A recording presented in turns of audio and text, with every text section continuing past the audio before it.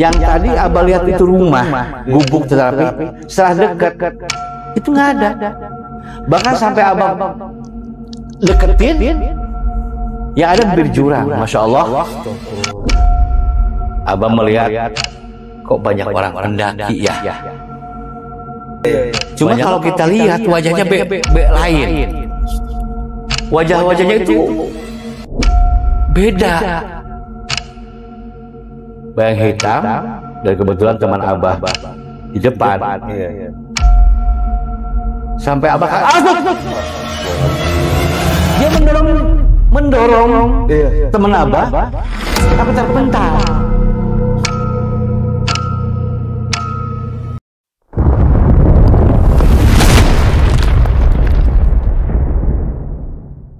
Assalamualaikum warahmatullahi wabarakatuh. Masih bersama gua Ahmad, yang kali ini masih di Teman Kisah Punya Kisah. Alhamdulillah hari ini gue kedatangan seorang narasumber yang ingin menceritakan pengalaman terhoror dalam hidupnya. Teman kisah penasaran, langsung aja kita sapa yuk. Assalamualaikum, Mbah. Waalaikumsalam warahmatullahi wabarakatuh. Oh ya, gimana kabarnya, Mbah? Alhamdulillah baik. Alhamdulillah. Oh ya nih, Mbah. Tadi kita di belakang sempat cerita, Mbah ya. Itu Abang mempunyai pengalaman bagi saya sih horor banget dan di luar logika ya. Boleh nggak, Bah, sedikit aja diceritain kisi-kisinya biar teman kisah tahu? Baik, sahabat sekalian, ada pengalaman hidup yang memang itu dibilang pengalaman yang luar biasa. Waktu itu kejadian tahun 2004, tepatnya hari Minggu. Nah, kami mencari sumber mata air di wilayah Gunung Salak, dan entah bagaimana saat itu seolah-olah kami ini masuk ke dimensi lain. Karena ada memang hal yang memang di luar nalar kita lah. Oke. Dalam perjalanan. Oke, ditahan dulu, Mbak ya ceritanya ya. Iya, siap. Teman kisah penasaran, langsung aja yuk kita lanjutin ceritanya. Oke, Mbak, bisa dilanjut. Kejadian ini mungkin tidak bisa terlupakan dalam memori Abah. Waktu itu kebetulan tergabung dalam satu kelembagaan desa, lembaga pemberdayaan masyarakat atau disingkatnya LPM, yang memang pada saat itu kita punya program untuk memberdayakan sumber-sumber mata air yang ada di wilayah desa kami. Nah, pada saat itu kami ini mengadakan investigasi mencari sumber mata air yang ada di wilayah Gunung Salak. Setelah fix segala sesuatu halnya, waktunya tentukan, maka pada saat itu, tepatnya hari Minggu tahun 2004, kami berlima berangkat ke Gunung Salak untuk mencari sumber mata air. Masalah perbekalan ya karena memang nggak ada tujuan untuk ngecamp di situ. Jadi kami ini hanya membawa perbekalan seadanya, secukupnya. Ya paling tidak untuk makan siang lah ya. Nah, awal cerita, kami berkumpul di suatu camp yang memang pada saat itu memang kader juga, yang selama ini membantu kita juga. Dan tepat jam 11 kami start. Start awal itu jalan ke atas daerah Neglasari yang berbatasan antara Kecamatan Cicurug sama Kecamatan Cigombong. Nah, pada saat itu kami berjalan tidak ada kendala apa-apa. Sama sekali tidak ada kendala apa-apa. Yang jelas kami berjalan dengan lancar sambil ngobrol, kadang-kadang bercanda. Nah,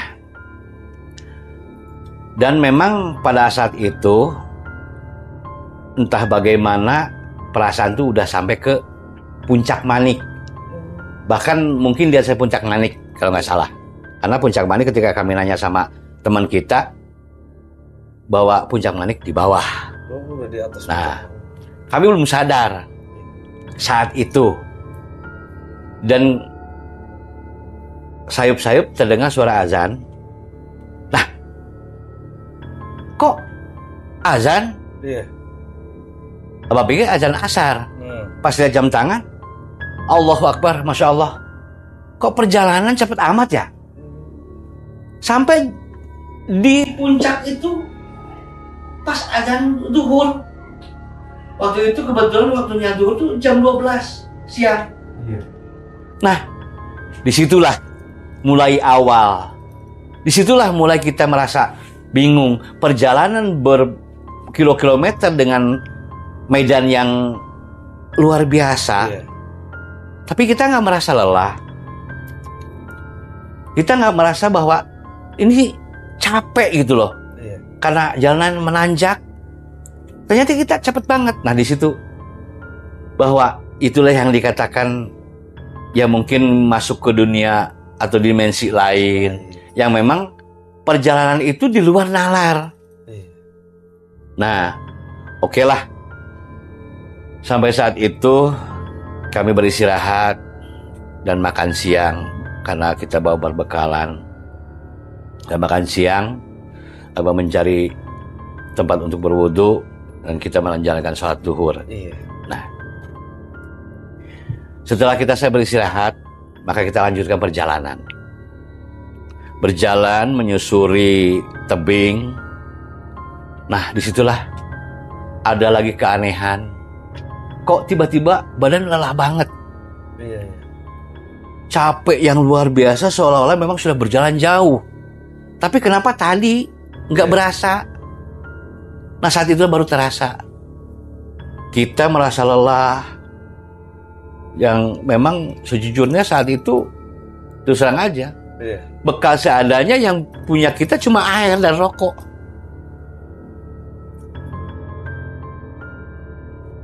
Kita berjalan menyusuri jalan yang memang nggak tahu.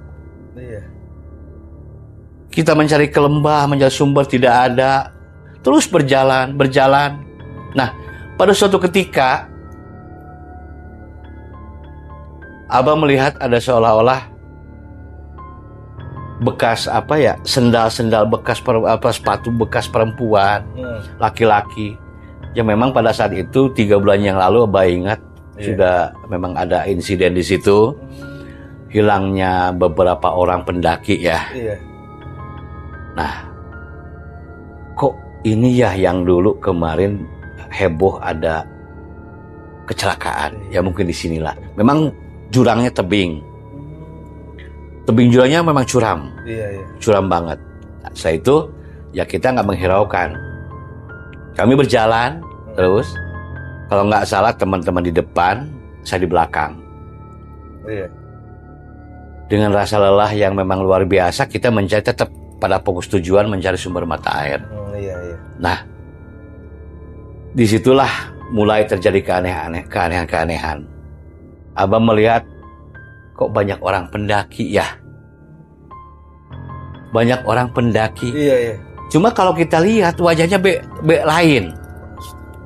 Wajah-wajahnya itu beda. Dan mimik wajah juga beda gitu. Nah, itu Abah nggak hiraukan. Abah biarin aja terperjalan, menyusuri. Nah, pada saat itu Abah juga seolah ada bayangan hitam yang melambai-lambaikan. Melambai-lambaikan tangan. Tapi Abah nggak hiraukan. Abah tetap menyusuri jalan, turun tebing, naik tebing. Nah, sampailah pada suatu tempat yang Abah kira itu memang sumber mata air, tapi ternyata bukan. Itu masuk ke situ banyak daun-daunan yang memang sudah rontok, sampai sedengkul. Rontokan daun sampai sedengkul ini. Abah kaget di situ. Astagfirullahaladzim. Ini kok daun-daunan atau kompos seperti ini? Nah, di situ tetap berusaha tenang. Walaupun ada sih yang namanya manusia kan rasa, oh ini bagaimana ini perjalanan, jalan harus kemana. Kita tetap berjalan. Nah, dari itu coba naik lagi ke atas. Di atas itulah Abah menemukan berbagai hal macam. Ya boleh dibilang makhluk-makhluk aksara itu kelihatan. Yang seperti apa tuh kelihatan. Iya. Seolah-olah dia itu membayangi kita. Iya. Entah bagaimana, tapi Abah tetap berusaha tenang dan tidak menceritakan apa yang Abah lihat pada saat itu. Karena dikhawatirkan teman kita panik. Benar. Gitu. Jadi teman kita panik. Terus kita menyusuri jalan setapak. Sebelumnya kan Abah sampai masuk ke, bahkan sama teman Abah juga masuk ke situ. Menyusuri jalan setapak. Rasa lelah mulai luar biasa. Air mungkin tinggal sedikit. Kita menuruni tebing dengan curamnya seperti itu. Bisa dibayangkan kalau memang kita naik ke atas, kayaknya dengkul sama dagu bisa ketemu saat itu. Tinggi ya? Iya. Nah kita turun dari situ. Karena tujuannya bukan lagi mencari sumber air, tapi bagaimana kita bisa pulang. Iya. Bagaimana kita bisa pulang. Seperti itu. Nah, di saat itulah ada juga hal-hal yang memang sangat mengagetkan. Yang mungkin terbawa jiwa kita yang sudah mulai lemah karena kondisi lapar, kondisi haus. Nah, kita mencari jalan itu dengan sempoyongan. Dan tanpa disadari juga ada sekelepatan makhluk lah gitu ya. Yang memang kayaknya sengaja membayangi Abah. Gak tahu gimana. Gak tahu gimana. Tapi Abah dengan tekun, dengan gigih, ini untuk menyelamatkan diri bagaimana. Karena bekal udah habis. Sementara yang kita tuju intinya, tujuan kita itu kita nggak ketemu. Memang sudah berbagai lembah kita turuni yang ternyata kita tidak menemukan sumber mata air di sana. Yang ada lembah kering. Tapi yang jadi sampai saat ini teringat itu ada kejadian juga saat itu. Kalau dibilang kejadian sih ya memang itu suatu hanya penglihatan ya.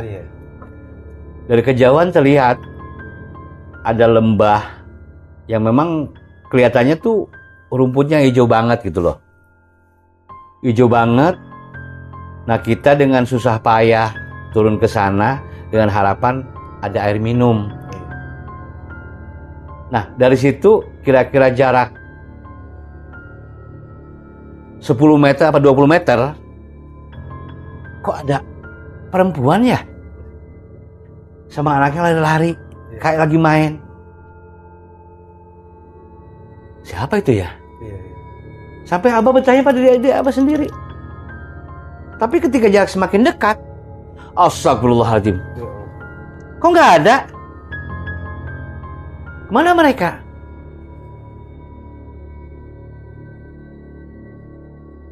Abah berpikir, bertanya, kemana ke mereka? Tadi kelihatan, tiba-tiba hilang. Apakah itu hanya fatamorgana? Karena memang rasa lapar, rasa haus, Masya Allah luar biasa di situ, terasa banget. Tapi tetap, walau bagaimanapun, dalam hati Abah selalu berdoa, ya Allah, tunjukkanlah jalanku untuk pulang. Nah disitulah kita memutuskan untuk pulang. Tapi ternyata setelah beberapa lembah Abah turunin lagi, sampai karena saking curangnya penglihatan dan badan memang sudah nggak kuat, turunnya sampai pakai pantat, Bang. Ngesot. Allahu Akbar, ngesot. Bahkan temen Abah juga, Pak Yudi itu sampai, "Jek, ini gimana?" Ya udah sabar, men. Sabar. Padahal waktu sudah mulai sore. Yang dikhawatirkan satu turun hujan, yang kedua gelapnya ini. Karena kita tidak membawa alat Senter nggak ada. Nggak ada. Nah, tapi dengan teguh dan yakin dan pasrahlah sama Allah, Abah berusaha berjalan. Yang tadinya terlihat memang itu rumput hijau, itu sebenarnya bukan rumput. Nggak ada rumput di situ. Yang ada cuma hamparan tanah dengan pohon-pohon yang sangat besar di situ. Kita tetap lurus berjalan dan naiki lagi tebing. Naik beberapa langkah ke atas terus. Karena memang tidak ada jalan. Kita harus naik lagi dengan terpaksa. Sementara hari semakin sore. Dan memang kita juga lupa lihat jam berapa itu. Mungkin ya antara jam 4 atau jam 5 lah. Soalnya kondisi di sana sudah mulai kurang penglihatan. Gelap karena rimbunnya pepohonan. Kami terus berjalan menyusuri tempat itu. Maka sampailah kita melihat kebun, bukan kebun ya, rotan itu situ. Kalau rotan kan indikasinya di hutan belantara. Rotan kita temui di situ. Bahkan tangan saya sampai terluka, ketusuk durinya saat itu. Ya udahlah, ini memang nggak dihiraukan. Kami terus berjalan berusaha. Nah, sampai suatu ketika tiba-tiba Abah melihat jalan yang memang itu tertata rapi. Seolah-olah jalan itu memang sengaja kayak jalan desa dulu, ditata dengan batu sedemikian rupa bagus, rapih, tapi konturnya turun. Ya. Nah, cuman di situ Abah ada rasa takut yang luar biasa. Pertama takut karena kondisi waktu yang mulai gelap, terus seolah-olah ada bayang hitam yang terus mengikuti saat itu. Tapi Abah nggak mau ngomong sama teman-teman, takutnya dia panik. Cukup sendiri aja gitu. Abah berusaha meredam, memperkuat jiwa supaya rasa takut itu hilang. Tapi ya namanya manusia, tetap aja rasa takut itu ada. Walaupun kita tekan, tapi tetap kita fokus dan konsentrasi dengan tujuan untuk penyelamatan diri, juga teman gitu. Nah, saat itu entah bagaimana kami terpisah dengan dua orang tadi, tinggal kami bertiga. Kami bertiga yang memang notabene kami ini bukan pendaki. Kita nggak tahu jalan kemana. Tapi dengan keteguhan hati dan kekuatan jiwa, Abah berusaha mengikuti alur jalan yang ada, walaupun terkadang belusukan sampai ke semak belukar yang nggak karuan.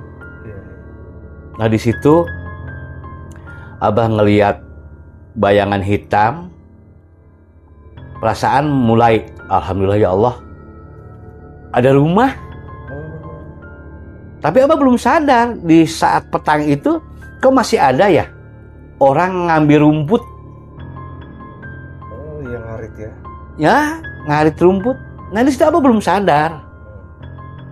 Yang jelas karena memang kita ini ingin pulang dan menemukan kampung. Nah, di situ Abah melihat jalannya bagus, tertata rapi, pakai batu di balai. Terus ada gubuk rumah. Ya, rumah di gunung nggak kayak gimana lah ya. Terus tapi memang itu tertata rapi. Bahkan ada pagar-pagar kayak dari pohon singkong. Ngeliling rumah itu dengan halaman yang memang kelihatannya enak lah gitu. Ya mudah-mudahan kita bisa istirahat atau bisa numpang tidur di situ kalau memang kemalaman, karena memang kondisi bahaya saat itu. Namun entah bagaimana tiba-tiba Abah lihat kelebatan bayangan hitam. Bayang hitam, dan kebetulan teman Abah di depan. Sampai Abah kaget. Astagfirullahaladzim. Dia mendorong teman Abah sampai terpental. Dan dia melihat, gua jatuh. Iya Yud, lu jatuh. Hati-hati. Nah, Abah tuh nggak, walaupun lelah, tapi berusaha merangkul dia, menolong dia. Tapi dia, kaki gua sakit, kayaknya bisa kayak patah. Nggak patah, cuma terkilir kali. Tapi ente harus kuat. Nah, kami terus berjalan ke bawah dengan tujuan gubuk tadi. Tapi dengan sekejap ketika Abah nolong teman Abah sendiri, tuh orang yang nyabut itu entah tahu kemana. Waktu itu mungkin pemikiran Abah sih, ya pulanglah dia. Atau mungkin itu rumahnya di depan. Nah, saat kita berjalan sambil membawa teman karena kakinya terkilir, Abah menatap ke depan. Yang tadi Abah lihat itu rumah, gubuk tetapi setelah dekat itu nggak ada. Bahkan sampai Abah deketin, yang ada bibir jurang, Masya Allah. Nah kalau kita nih masuk ke situ gimana? Itu jurang, bukan rumah. Ya itulah pengalaman yang memang dibilang luar biasa. Hari semakin gelap, ya kita sempatlah saat itu isya sejenak sambil berdoa karena memang luar biasa, capek luar biasa, lelah luar biasa, bekal nggak ada, minum nggak ada, kita hanya pasrah aja minta pertolongan dari Allah saat itu. Ya sambil merenung, ya Allah, kalau memang Engkau dalam hati ya, aku tuh hidup sampai di sini nggak jadi masalah. Toh ini juga pengorbanan buat kesejahteraan masyarakat. Ada sih masih. Benar-benar. Inilah perjuangan mungkin kalau dibandingkan dengan perjuangan zaman dulu sih kita nggak ada apa-apanya. Tapi mungkin Allah berkehendak lain. Teman saya bilang, Dek, ada suara burung. Di mana? Tuh. Burung apa ya? Dia sampai nengadah ke atas, melihat sumber suara tadi, dan Abah pun melihat ke atas. Oh itu jalak Yud. Burung jalak itu. Oh, suaranya bagus ya, iya. Nah, di situ, nah sambil istirahat, pas ngeri ke sebelah kiri ada banyak pohon anggrek yang bagus-bagus. Ketemu anggrek juga, anggrek hutan tuh, bagus. Abah bahkan sampai ngambil tuh, dimasukin ke tas. Cuma ya sayangnya sampai di rumah ya udah layu lah, gitu ya, udah layu. Padahal pada saat itu posisi lagi bingung. Ya Allah nih harus kemana? Jalan tuh nggak tahu karena orang pertama. Tapi dengan keteguhan hati, Abah melanjutkan perjalanan. Cuma anehnya di situ kayak ada yang nuntun gitu loh. Suara burung itu diikutin. Suara burung itu diikutin. Jadi seolah-olah si burung itu nuntun kita. Si jalak tadi nuntun kita, lu jalannya ke sini, jalannya ke sini. Nah, pada saat itu sudahlah mulai jalanan turun, tapi tidak begitu kelihatannya, tidak begitu berbahaya, tapi tetap kalau malam sih kan bahaya. Kami hanya mengandalkan cahaya bulan aja terus terang. Karena ada persiapan kan? Iya, benar. Hanya mengandalkan cahaya bulan. Alhamdulillah. Itu sebagai penerang kami jalan ke sana sambil mapah temen. Ya berat, kakinya memang terkilir, jalannya terpincang-pincang. Ya tetap berusaha. Sampai pada suatu entah jam berapa lah, yang jelas udah nggak terdengar suara apa-apa. Yang Abah dengar hanya suara-suara hutan. Iya. Suara binatang-binatang kecil, serangga. Sampailah pada suatu daerah yang memang rata, datar ya. Iya. Tapi sebelumnya ada suara yang memang ya boleh dibilang suara orang ngobrol banyak. Di situ banyak orang ngobrol. Iya.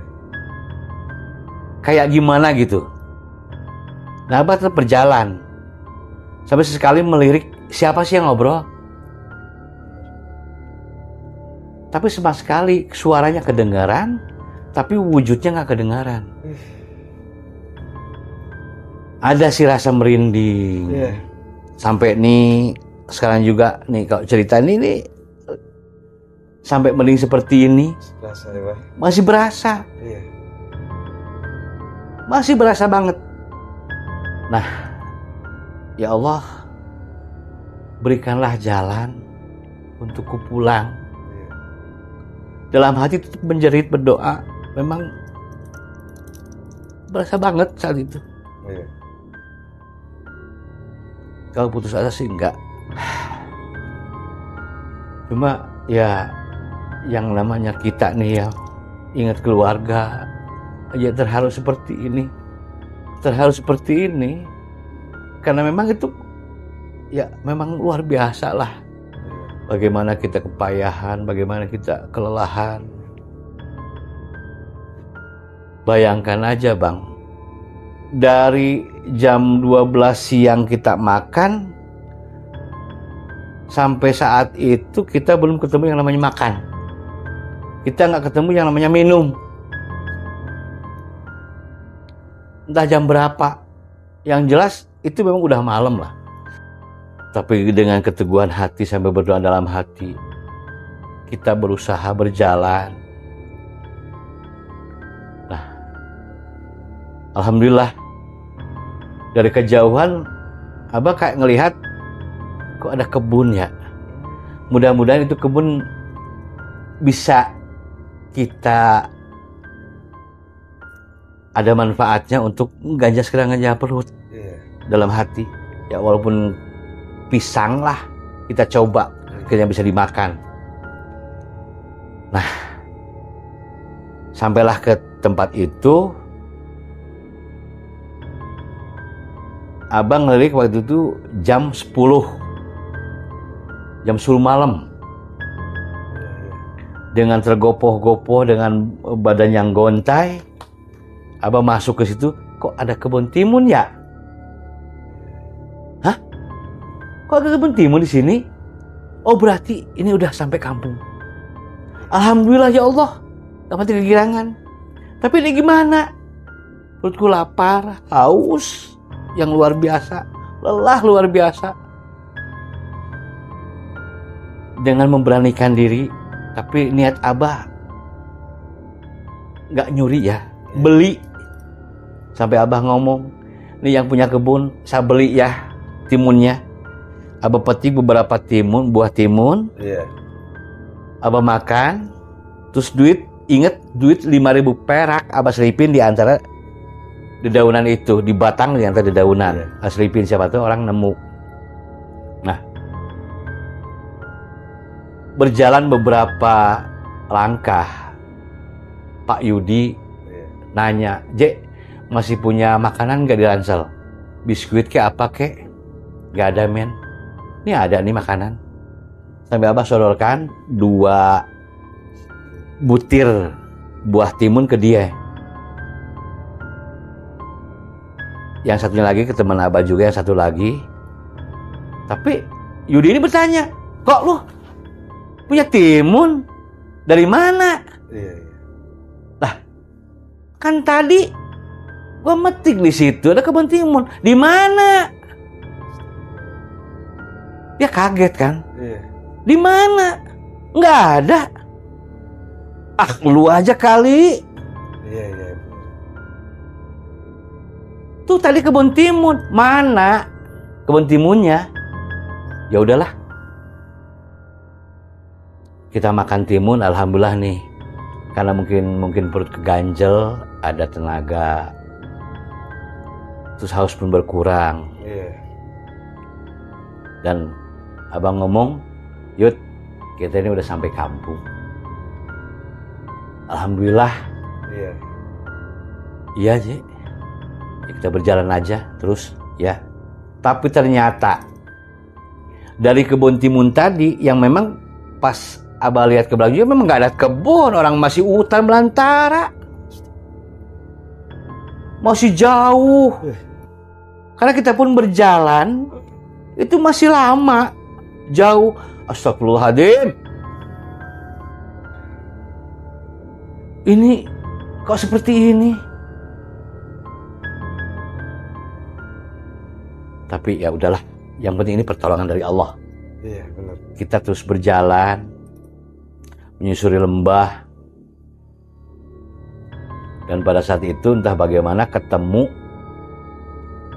kayak bunker air zaman dulu mungkin ya, tapi nampaknya gagal karena nggak ada air sama sekali, kering, tidak ada sama sekali, itu kering, total kering. Nah, kita terus berjalan. Di depan, pada saat itu, entah berapa ratus meter, mungkin sekilo lah karena udah berjalan, ada kelihatan remeng-remeng tapi ya, itu kebun pinus.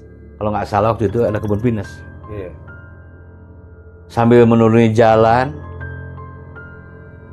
kita berjalan terus dengan harapan cepat sampai ke kampung. Ternyata dari kebun timun tadi sampai ke kampung itu masih jauh. Masih luar biasa. Saat itu kami menyusuri jalan setapak dan memang pada saat itu bersyukur dari kejauhan terlihat kampung. Oh, berarti itu kampung. Yang memang posisi waktu itu entah di mana, cuma pada saat itu terlihat dari kejauhan seolah itu bahwa itu kebun pinus. Nah, kalau kebun pinus indikasinya memang sudah turun gunung, gak masih di hutan belantara. Tetap kami fokus jalan, tiba-tiba ada suara yang kayak orang ngobrol. Abang gak hiraukan. Cuma yang jadi walaupun bagaimana abang tetap melihat di samping kiri abah seolah ada yang ngikutin. Entah itu makhluk apa, yang jelas sekilas kelihatan hitam pekat, gede banget, ya Allah. Itu luar biasa. Ya abah tetap fokus pada jalan karena pengen pulang. Udah capek, tapi alhamdulillah Allah memberikan pertolongan pada abah sama teman-teman abah lewat tadi pohon timun yang memang itu nggak tahu siapa yang nanam. Yang kata teman abah itu, kok di hutan ada timun? Yang nggak tahu. Orang kita nemunya seperti ini. Padahal dia pun ikut ke situ, jalan di pematang timun itu, di pematang kayak sawahnya itu, kebunnya itu jalan, tapi dia nggak lihat. Sampai ke suatu lembah yang paling bawah, memang benar ternyata di situ ada kebun warga kali ya, mungkin karena sudah deket. Nah, itu udah deket perasaan, tapi masya Allah ternyata setelah kita tempuh masih jauh. Kita masih turun saat itu, belum ketemu jalan yang datar. Turun terus sambil sempoyongan. Nah, karena abah sendiri udah merasa lelah, merasa capek, temen abah yang pada saat itu terluka nggak dibopong lagi, tapi dia dibiarin berjalan pelan-pelan, yang akhirnya sampailah ke kebun pinus, memang pohon pinus tadi. Nah di pohon pinus itulah ada juga kejadian aneh yang seolah-olah mungkin bisa dibilang peringatan atau bagaimana, nggak tahu. Yang jelas kayak ada suara perempuan yang ketawa, tapi wujudnya nggak kelihatan. Sampai Abah merinding. Abah tanya ke temen, lu dengar nggak suara itu? Enggak ah. Kok cuma gua sih yang denger? Itu suaranya jelas banget. Perempuan ketawa. Kalau dibilang cekikikan lah. Masih inget itu. Merinding.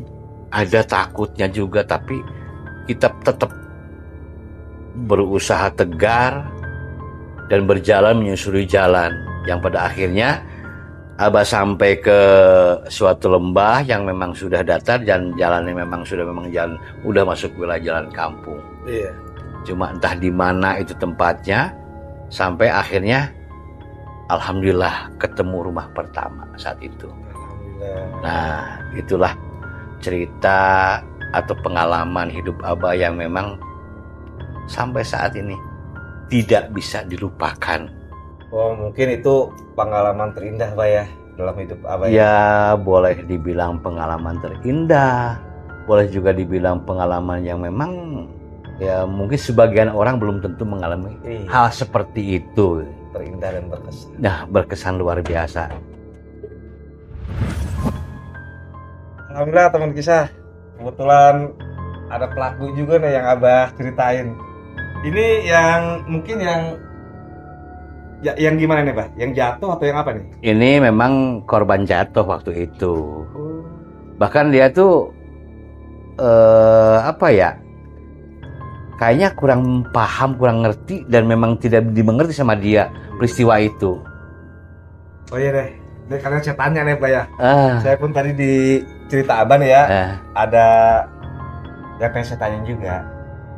Itu kan Abah tuh ngelihat di tengah hutan itu ya, jalanan rapi seperti pedesaan yang batu-batu tertata. Iya, betul sekali. Iya, seperti jalan perkampungan berdesaan ya. Memang betul. Dan itu kan lihat rumah ya? Iya, kayak gubuk itu.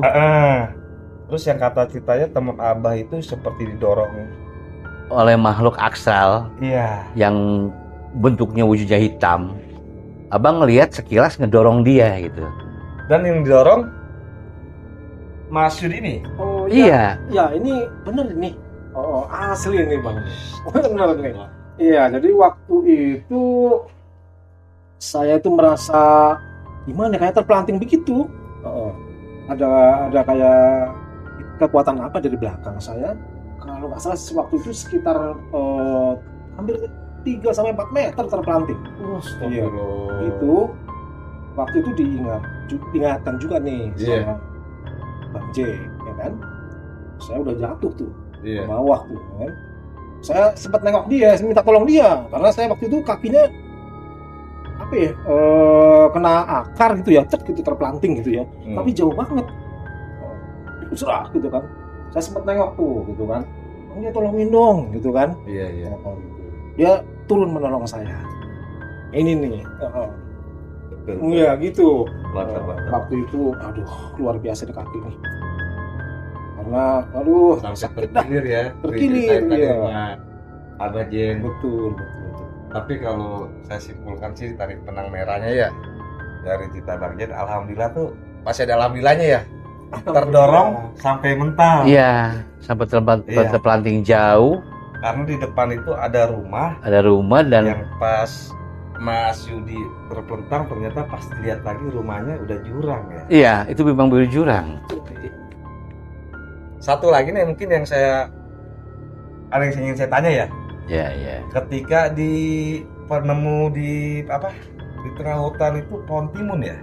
Ya memang pada saat itu Abah masuk ke kebun timun lah, walaupun cuma sepetak ya, cuma sepetak.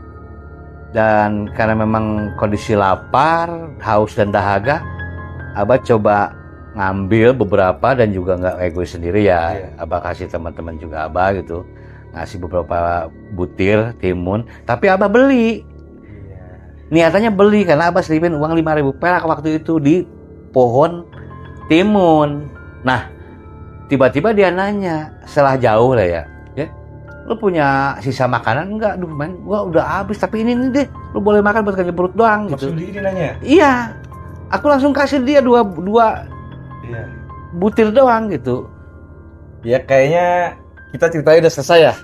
Alhamdulillah udah selesai. Iya, tapi sebelumnya saya ucapkan terima kasih buat Abah Jen, Iya, sama-sama. Mas Yudi yang udah mesempatkan waktunya untuk cerita di teman kisah. Oh ya, satu lagi teman kisah.